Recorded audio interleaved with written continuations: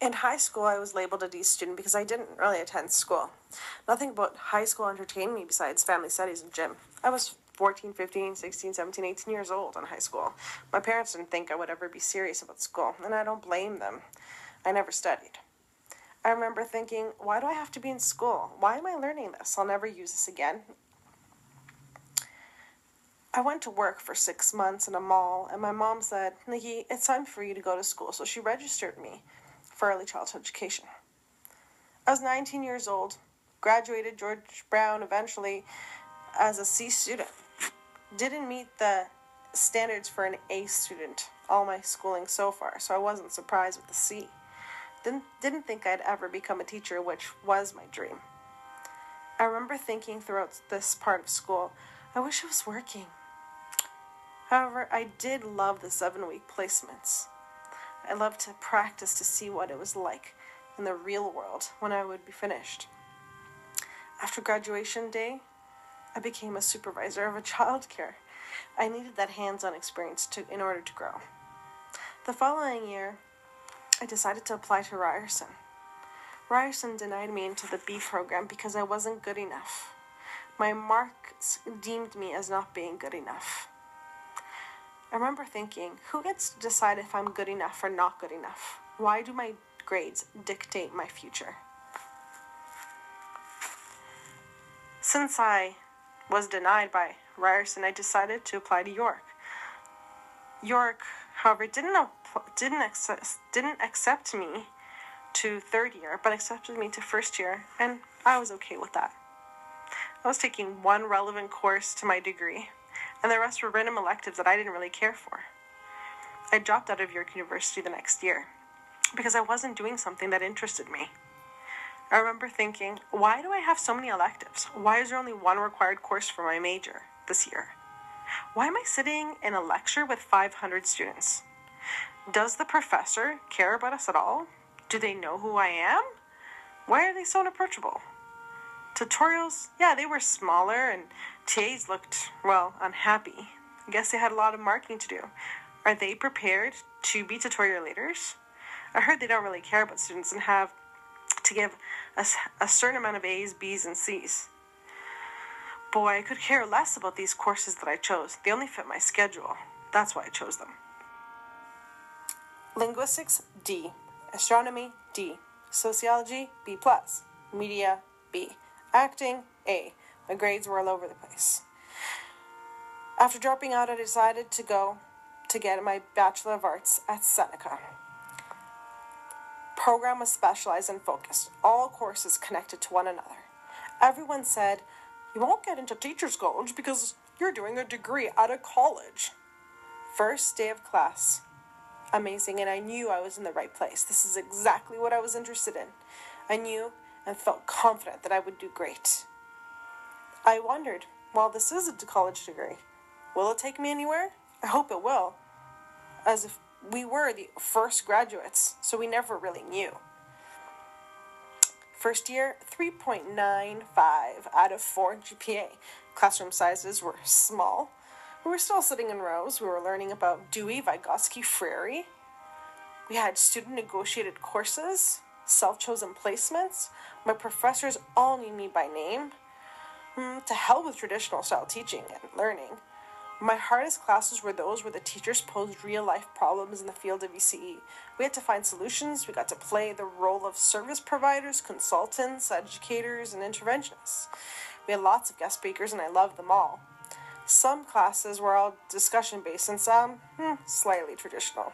It was an old campus, which meant old furniture, but we made it work. I was so happy, and I was so proud, and I loved learning for the first time. I had to take this degree to go to teacher's college, but I enjoyed every minute of it. I was connected with a variety of organizations, and one professor inspired me to follow her footsteps to do grad school and to become a professor. She believed in me, so I believed in me. I applied to 5 teacher education programs the following year, and I was accepted to 4. Graduated U of T OIC, teacher education program. Why didn't they think I was good enough to become a teacher? Were the grades I received before an accurate reflection of who I was? Who said there was one way to succeed? Who said you have to go to university to become a teacher? Although it was very hands-on of a program, it didn't prepare me enough for real-life problems as a teacher. But I had to take this program to become a teacher, and I really didn't learn anything new from my previous schooling. 2013, I applied to Ryerson.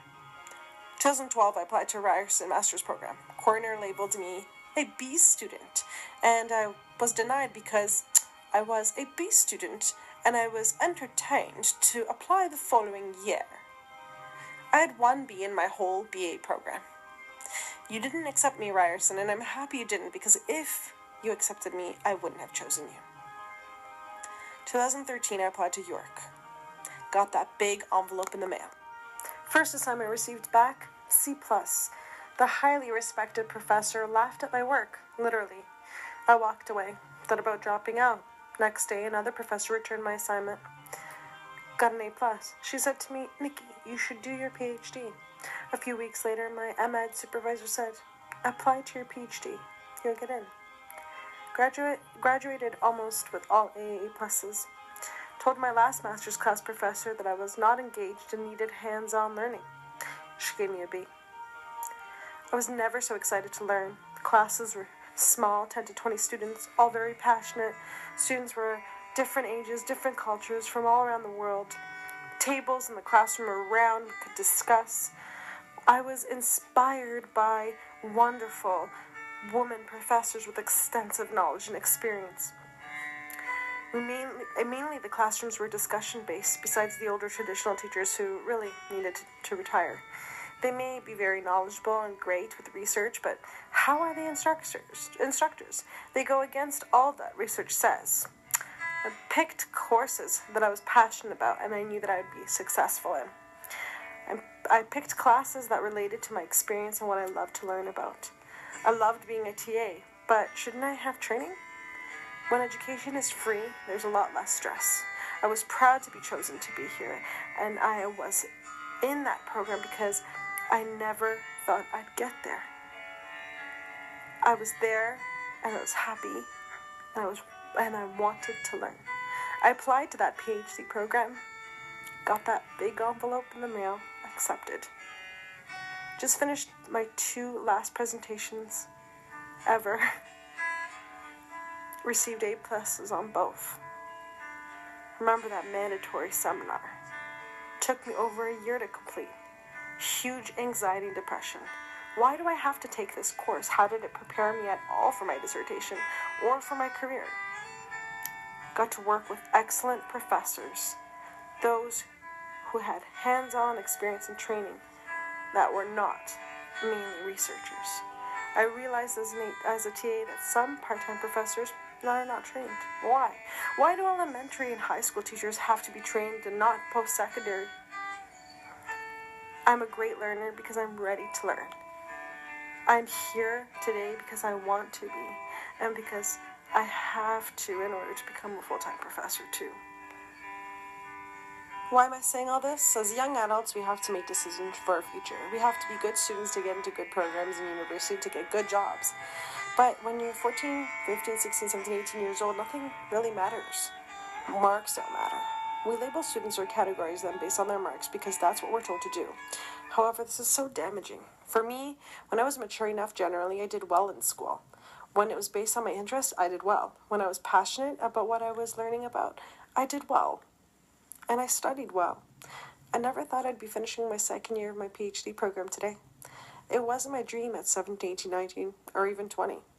How could I have possibly had dreams back then when I was more concerned about socializing with friends or watching movies? When I was a teen, I didn't think I'd be successful. I had no dreams or ideas about my future. My passion for learning and faith in myself got me where I am academically today. One professor changed me in 2009. She had faith in me. She inspired me. She gave me feedback that changed my life. Some of us take short paths, some long. Others don't even take academic paths and do exceptionally well. Some of us don't mature quickly, and some of us mature slowly. We can't judge. We can't assume. You never know. You really never know. I'm a month shy of my 30th birthday. Never would I have dreamt to be here today. I don't know where my career will take me. I don't know when my learning obsession will stop. But I'm ready. Bring it on, future.